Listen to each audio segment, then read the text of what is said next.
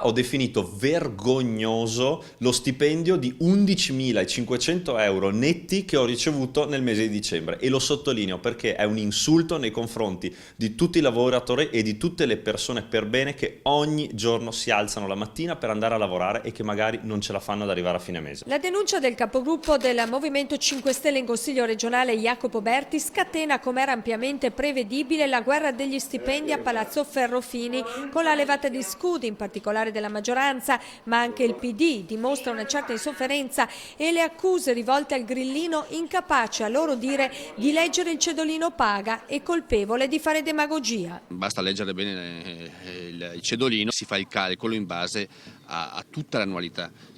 Quindi quello che è successo a luglio in cedolino viene restituito durante appunto l'anno finanziario.